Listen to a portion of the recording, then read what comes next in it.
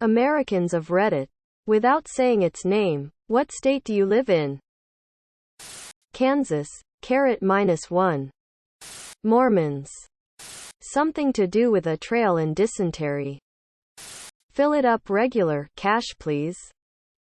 Peaches. FORESTFIRES. Americans of Reddit. What's a good thing about living in America? National and state parks. National parks are beloved destinations for both citizens and visitors from around the world. Even more people visit the state parks, with sweeping vistas, stunning forests and incredible wildlife. Amazing hiking and camping adventure. Parks are one of the brightest jewels of America. Wheelchair accessibility. As someone who uses a wheelchair for all ambulation, I can say the US has a leg up on that compared to the other countries that I have been to. I like the diversity of the landscape and natural world. I've been to mountains and deserts and mountains and deserts. Been to the ocean with a sandy beach. To lakes with sandy beaches. To lakes with rocky beaches. Been to the woods and to forests.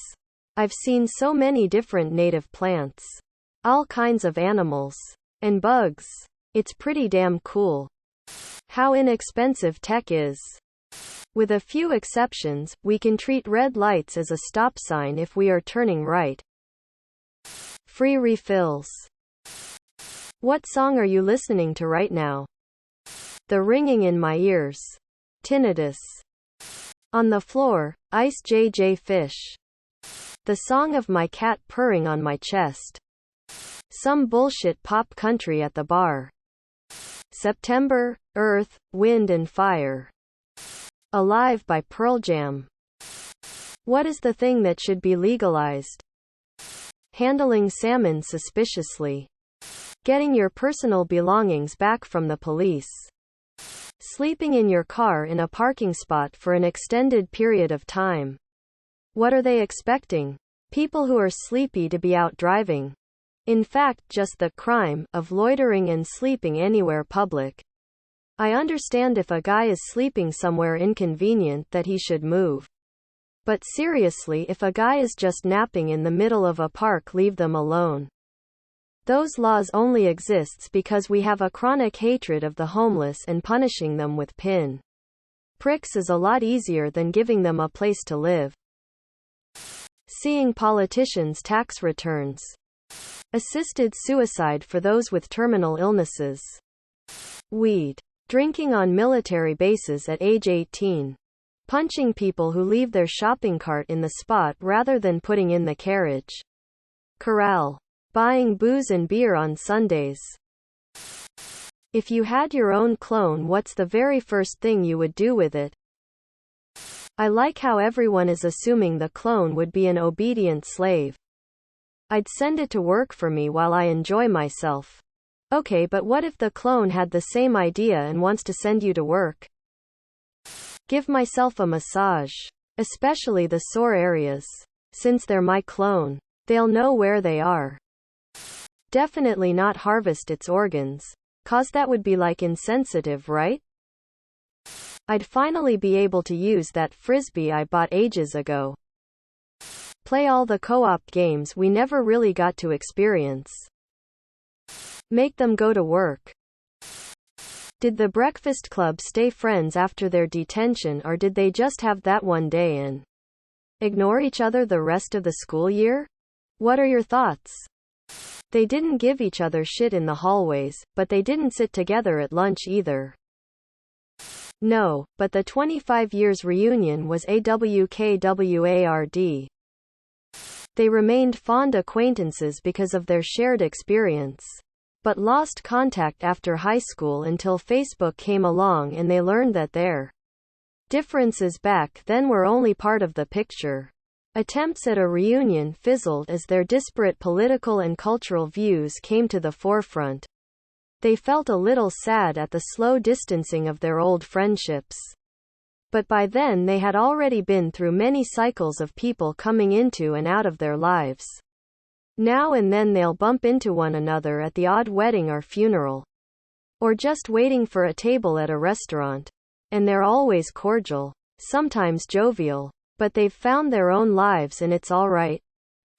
Bender and Claire definitely hooked up, but it was completely on her terms. And it wasn't healthy. She's deeply attracted to him, but she's terrified her friends will find out. So she arranges specific times for him to come over. Bender boasts to his friends that he's banging the hot rich preppy chick. He talks like he's hot shit about it.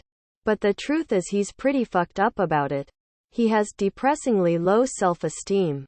And the first love of his life is keeping their relationship a secret. Eventually, Claire's dad pulls Bender aside and tells him to stop coming over. Around the same time, one of Bender's friends asks Claire's friend if she and Bender hooked up. There's a whole lot of, ew. Lol. No. Quote. This causes Bender to lose status among his shitty burnout friends, while also breaking his heart. It will be many years before he finds a healthy relationship. If ever. Andrew and Allison also hook up in a very similarly toxic relationship. I want you to come over but don't tell anyone about it. Unfortunately, unlike Bender, Allison doesn't have friends to boast to. And unlike Claire, Andrew's parents aren't protective of him or his status. His father knows he's getting laid and does the "atta boy" thing. His mom just says, she's a quiet girl, a little odd, to her friends. Allison is going to have significantly worse pathologies in terms of recognizing toxic versus healthy relationships. No one gives a fuck about Brian. Andrew will feign a weak "come on you guys" when his jock buddies pick on him. And Andrew won't actively bully him. However, Andrew yearns for the connection he felt that day, and will spend the next several years trying to attain this connection again. This will be exploited by several different demographics in the coming years. Tried for 2 weeks, then normal habits kicked in and all drifted apart again. I think Bender and the preppy girl dated for a while but eventually break up. Emilio and the quiet one I think eventually get married. She stayed friends with the nerd and due to that he and Emilio continued to be friends as well. I think Bender and Emilio hung out some and after high school stayed occasional drinking buddies. The nerdy dude comes out sometimes but he and Bender are never very close but at least are mostly amicable. The two girls have a strained friendship in high school cause preppy girl can never quite let go of what others think. But they become very close after high school. Eventually preppy girl and nerdy dude start dating in their mid-20s when they both mature some. And eventually get married. Subscribe, my brothers.